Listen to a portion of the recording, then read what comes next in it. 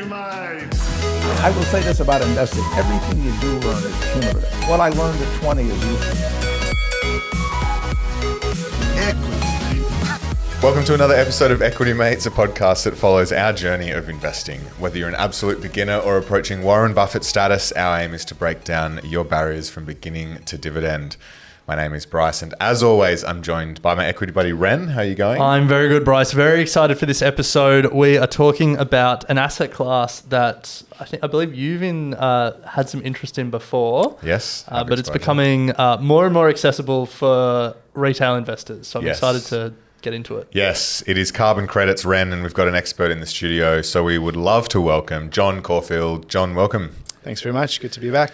So John is Director for Institutions and Intermediaries at ETF provider VanEck Australia. And before we get into it, just a reminder that we are licensed. However, we are not aware of your personal circumstances. All information on this show is for education and entertainment purposes. Any advice is general advice only. But John, as Ren said at the top, an asset class that is getting more accessible, which is carbon credits. And VanEck have just launched Australia's first carbon credits ETF. The ASX ticker is XCO2. So, Absolutely. Explain it like I'm five. Yeah. What is a carbon credit? Yeah, well, I mean, think of a carbon credit as basically a permission slip to emit. So essentially, Nice. there are emissions that, come out of industry, aviation, obviously just general power generation. The aim, as we know, with sort of climate awareness, climate change, ESG, is to try and limit global warming, and reducing emissions is the way to go. So, this is a structure that's been put in place to basically, monitor those emissions.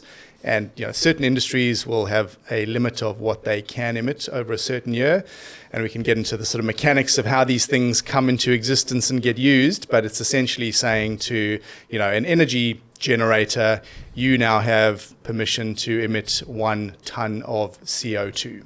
And so I take it if I invest in your ETF, I'll have permission to emit more carbon. I mean, look, the ETF itself is basically an exposure to, call it an asset class or a commodity, which is the price of carbon. So like I say, we can sort of talk about how the ETF and what we hold, translates through to the actual credits. But, think of it as you are helping that price discovery process. Yeah. Well, before we do, let's just talk about carbon credits in general, and then we'll get into the investing side of it. So it's a permission slip to emit. Yep. How does a carbon credit scheme or an emissions trading scheme actually reduce the total amount of emissions? Yeah. Okay, so, I mean, in terms of changing behavior, and that's what this is all about, we're trying to change the behavior of people, but industry as well, to reduce, carbon emissions. And economists generally agree that the best way to do that is to put a price on carbon. And so, carbon credits essentially involve the regulated markets. So where there's sort of mandatory caps on emissions, and those credits get issued or you need to be bought and sold, traded, reasonably similar to carbon offsets. And the term gets used interchangeably a little bit, but the offsets are, I guess, more relevant to the voluntary market. So, you don't necessarily have to go and do something, but where you book your Qantas ticket and they say, do you want to offset something, and you tick the box, you're not mandated to do that.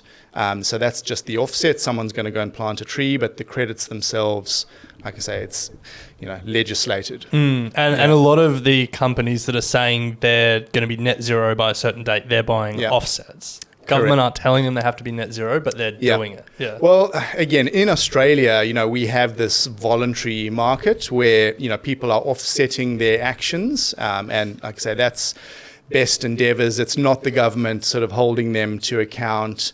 Whereas in other markets, which are more developed, and I mean, we'll talk a bit more about Europe, which, certainly are the leader in this space, it's written in law. And that's where the credits come into it, and those will get issued, and they need to be used, as you say, by companies to either hit their targets or pay up if they don't. So I guess that's carbon credits in a bit of a nutshell. Let's move to how they are investable as an asset class, because that's kind of why we're here today. You've just explained how they work for companies, allows them to sort of offset their carbon emissions, but how are they actually an investable asset class? Yeah. So, I mean, these credits are issued by governments and regulators. Some of them are given away to companies to help with that transition. Others are auctioned by governments. And so, again, companies need to go and bid up and pay. And then you do get, obviously, industries who, you may have a rainforest or a carbon capture, firm. You essentially get those credits that you can put into the market and sell to those that need them. So, there are these exchanges where you can sort of buy and sell. It's not that easy for sort of retail investors to go and buy credits, but it's certainly possible. And it's, obviously more an industry-led activity where people are buying and selling these things for genuine, like I say, legislated reasons. Yeah. I think, like, conceptually, an emissions trading scheme will make sense to people when it's companies and governments, and it's, the government looks at how many emissions are in the market in 2022 and says, you guys will all be given, credits or permission slips at 10% less than your emissions from this year, and then you guys need to trade amongst yourselves, but we're capping the amount of emissions, and then we're trading. Like, that makes sense. And then all of a sudden you put investors in the mix, and they also have the ability to buy credits. And it becomes a little bit more confusing, I guess, in terms of what role the investor plays and how that changes the market. So how do they change the market? Does it push the price up? Does it push the price down? Net positive, net negative? I'd be surprised if you said net negative, given you've got an ETF. But how you throw an investor into that picture, how does it change what comes out? I mean, look, you're adding liquidity. And with anything, the more liquidity you have, the better your price discovery is. I think it's also important to say that, the European scheme was designed with investors/speculators in mind. Okay. It wasn't set up, hoping that people would never participate in that role. So they basically saying, look, we know people are going to do this. And I mean, even the investor speculator side of it could be firms that actually do need these credits for legitimate reasons, but they are saying, okay, well, we're going to hold these credits on our balance sheet because we may need them next year or the year after. And we know that the price of carbon is going to go up, so we want to participate in that. And that's a natural hedge to things that may be going on elsewhere in our business as well. So I think the entire ecosystem is important, and it's, like I say, the more players you have, the more transparency there is, the more liquidity, the better the price discovery.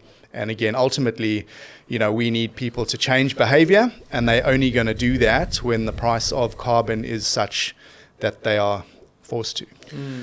With most asset classes, within that there are good quality assets and then not so good quality ones. Does that apply to carbon credits? Are there credits that some investors are really gunning for and others that you don't want to get your hands on as much? Yeah, look, there is a difference, but I think, broadly speaking, the distinction could probably be split along the mandatory and the voluntary side of things. So like I said, where there's voluntary and you sort of say, well, look, I'm going to go out and plant a few trees if you tick the Qantas bucket.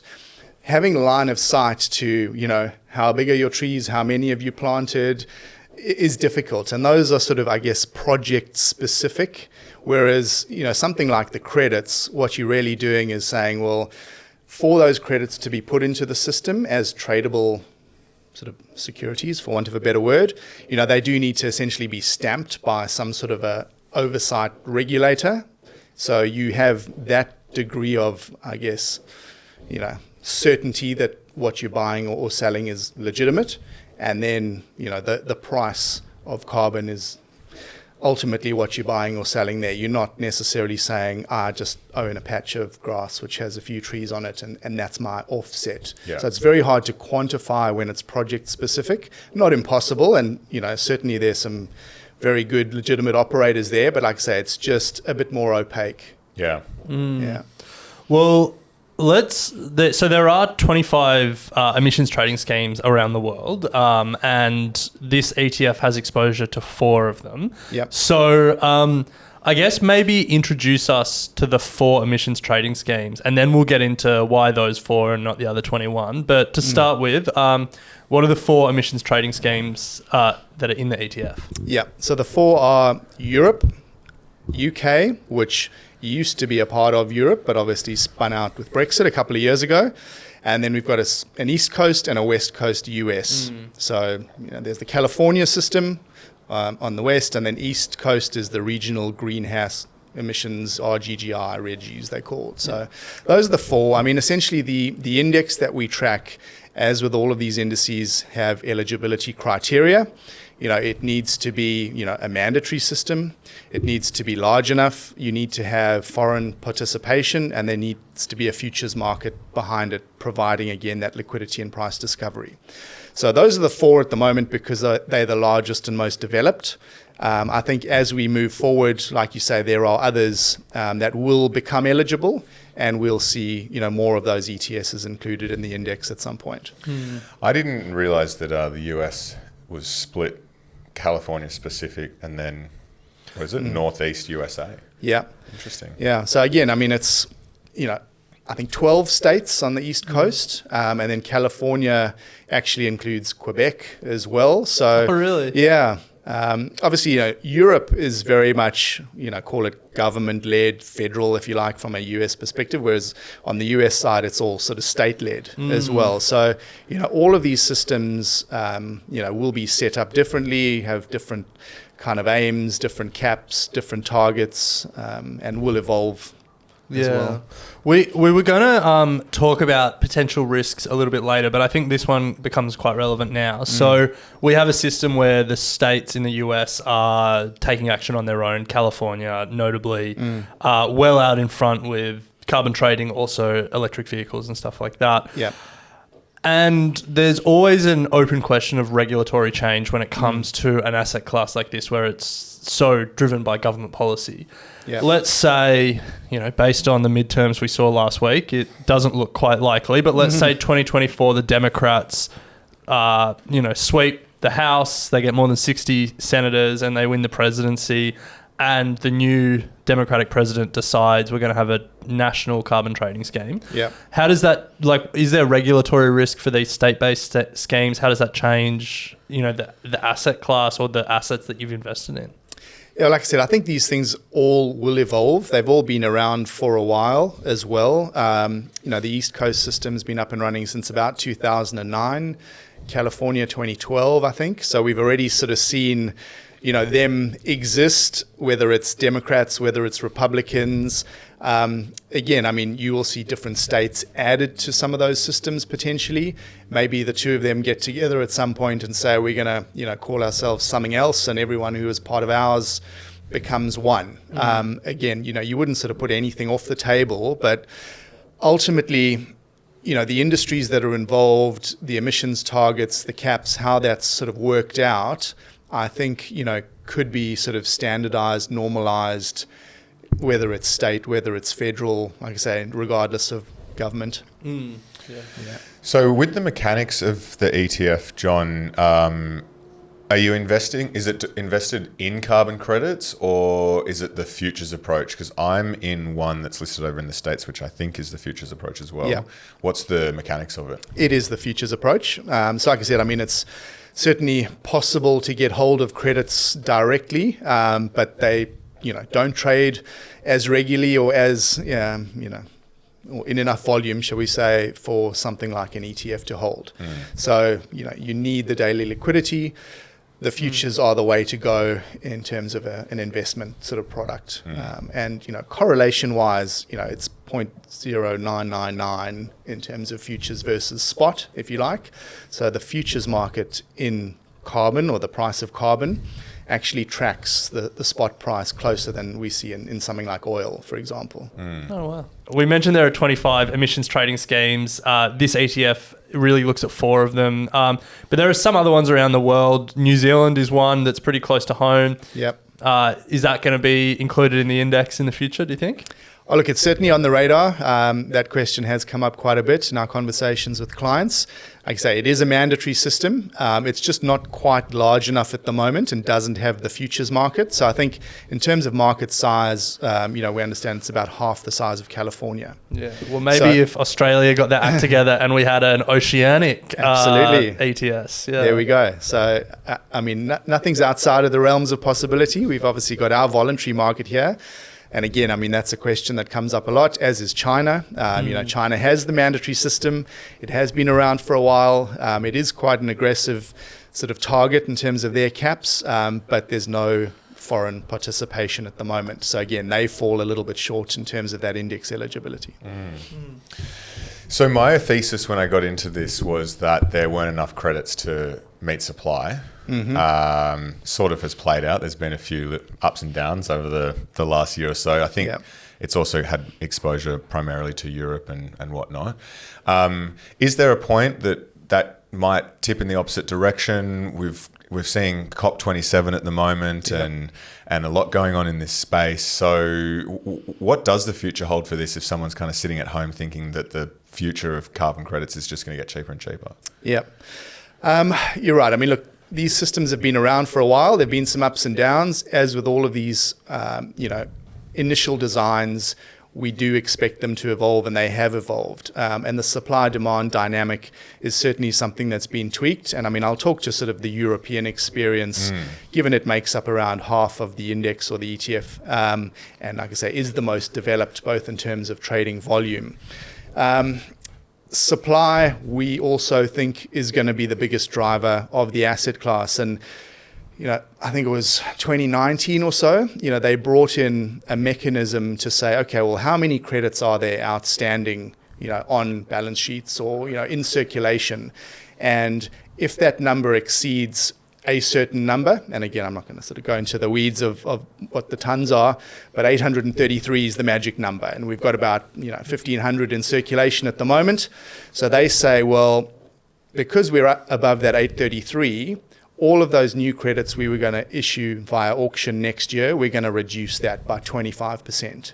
And if we're still above the 833, the year after that, we're going to reduce by another 25%. So there's this mechanism in place for them to really keep supply under control. And obviously that is beneficial for the price of carbon, because ideally, they have targets. Like I said, it's written in blood. Whether it's Fit for 55, whatever sort of other European legislation is in place, these governments and industries and therefore companies are mandated to hit these targets. And if they don't have the credits, not only do they have to stump up any shortfall of credits that they missed this year in next year's allocation, so it's not like you just wipe the slate clean. You've got to actually pay up for any sort of deficit that you've had in a sort of existing year, but you also get penalized to the tune of around €111 per ton for a credit that you haven't, submitted, if you like. So, these guys, have to go out and source these things. If there are too many in circulation, like I say, there's this mechanism to reduce new issuance.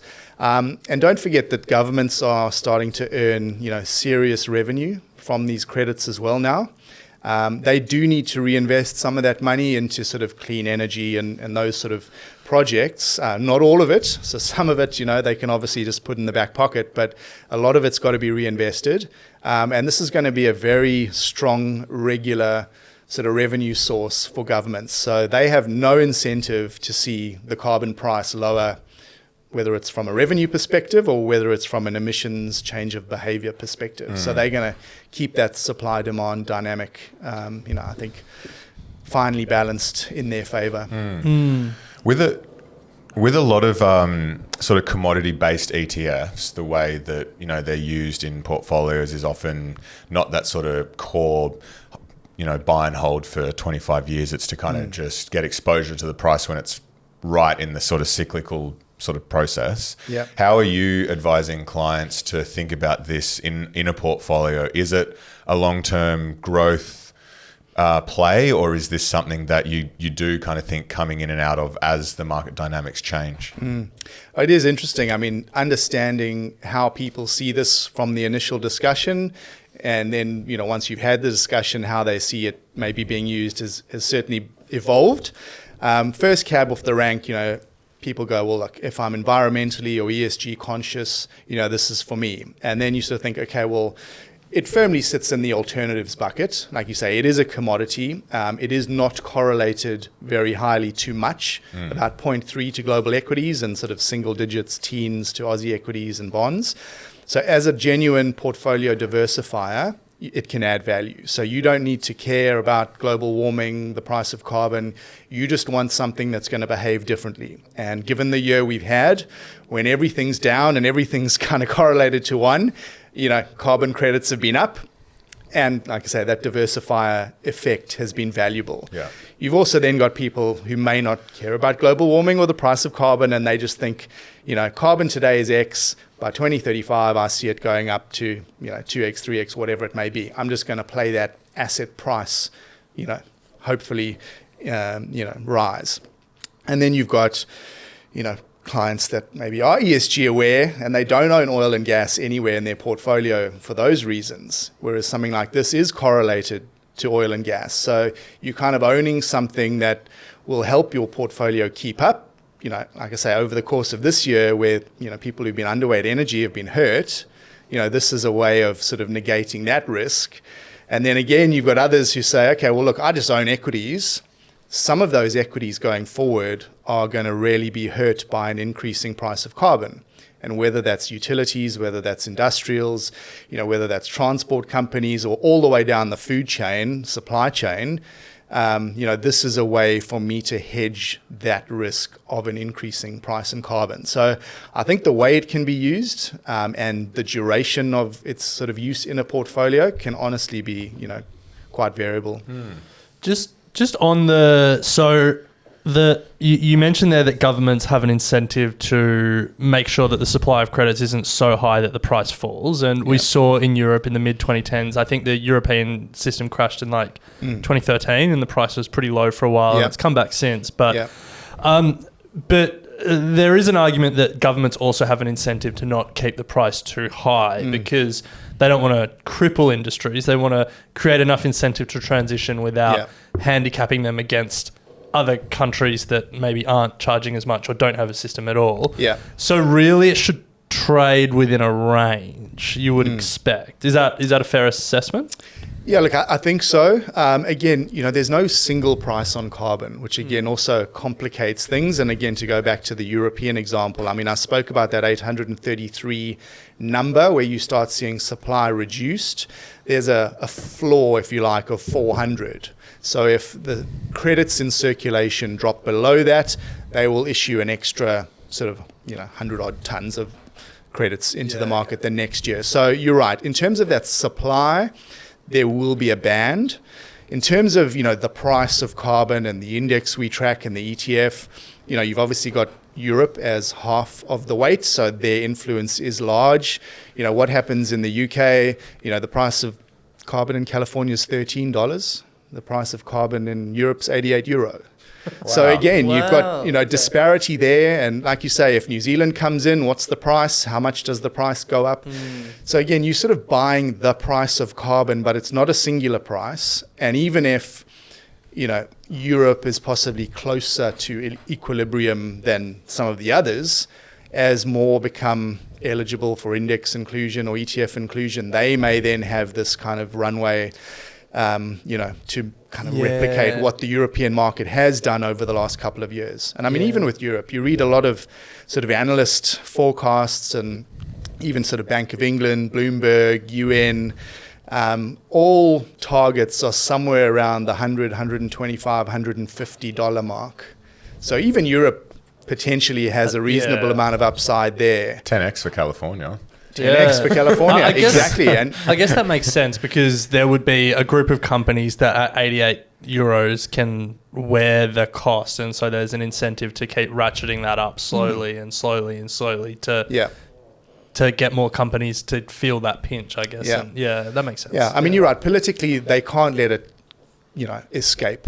too much because things will just grind to a halt. But I mean, even on the 88 number, like I said, if you can't source enough credits this year and you then get penalized to the tune of 111, your opportunity cost, it's cheaper for you to go and pay 200 than to actually still have to buy the credit and pay the fine. Oh, so the €111 fine is on top of having to go and source a credit. Absolutely. So if you miss your targets for this year, and I think it's an April kind of calendar year. Europeans don't mess around, do they? They don't. So I mean, they not only say you still owe us the credits, but you pay the penalty as well. It feels like there's I don't know who would have the money to do this. I don't know what the total market cap of European carbon credits is, but it feels like there's an opportunity for like a BlackRock or someone to just corner the market and just sit them on their balance sheet and just make companies come hat in hand to them. Yeah, I mean, look, like I said, I think regulators hopefully will adjust supply and demand based on that, but I think industry, those that can see the risk of a higher carbon price on their own business, and it's obviously not necessarily on the investment side or asset management, but like I said, they are buying these things and they are putting them on their balance sheets. So, they could be cornering the market themselves. True. It doesn't need sort of outside, like I say, investment folk to be thinking like that. They may just say, look, we're going to need these things in future, and we're going to buy them whilst they're cheap because we kind of can see this supply deficit coming, or we can see the price going up for various reasons as well.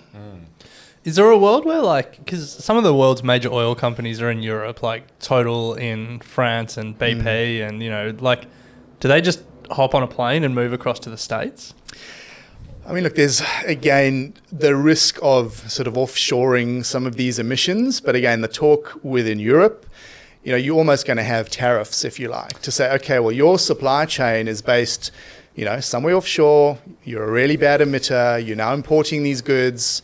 Your carbon footprint on those goods is X. You're going to have to pay a tariff because you're importing emissions to Europe. Yeah, that's the carbon border adjustment tax. Absolutely. Yeah. So, it might work for a little while. Maybe you'll have these carbon havens somewhere around the world. Well, it feels like Australia is that at the moment.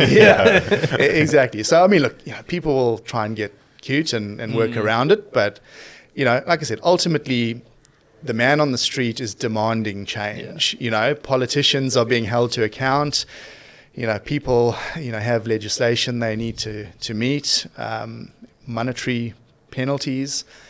You can't run forever. Yeah. Fascinating. Yeah, it is fascinating. So, John, we are running out of time. So, just wanted to, I guess, close out with, you've mentioned that growing industry, as more and more markets mature, there's going to be more opportunity to invest in this asset class. From the mechanics of the ETF, as an investor, is this rebalanced? Like, how do we get more markets into this ETF? Yeah, is that the plan? It is. Look, the index eligibility, like I said, is an ongoing review process. As and when markets, hit those criteria, they will become eligible. And we obviously don't have sort of timelines on that, and the index provider's separate to us. But I'm sure it will happen. In terms of the mechanics of the actual ETF, we just hold 1 year futures, and so we've been rolling forward to the December 23 contracts at the moment because December's where the liquidity is for whatever reason. But I mean, the liquidity in these futures markets is huge. I think, Europe again traded about 650 billion euro last year alone. Wow. That's obviously much larger than some of the others. But again, I mean, they're a great little case study to sort of see, the design of the system, what could other, regions do. And again, just to sort of look at the UK, I mean, that almost replicates what's been done in Europe because they were part of that. So when they spin out, it's kind of, okay, well, let's take our learnings and recommendations and we set that up for the UK and off we go. So again, I think we'll see, a lot more systems in place. We'll potentially see, voluntary turn to sort of mandatory as well. Where there's demand, there will be futures markets, and those markets will become eligible to the index and the ETF, and I'm sure we'll see some growth there. Yeah. Well, John, that does bring us to the end of the episode. The ETF ticker for those listening along that are interested in getting exposure to carbon credits is XCO2, listed on the ASX. Australia's first. Absolutely. Yes. Yeah. So check it out. A reminder, though, that we are not aware of your personal circumstances, and all of this information is for education and entertainment purposes. Any advice is general advice only. Certainly an asset class that is interesting, certainly playing a role in society. So thank you for educating us today, John, and all the best with the future prospects of XCO2. Pleasure. Thanks very much for having me. It's been great. Thanks, John. I will say this about investing. Everything you do learn is cumulative. What I learned at 20 is useful.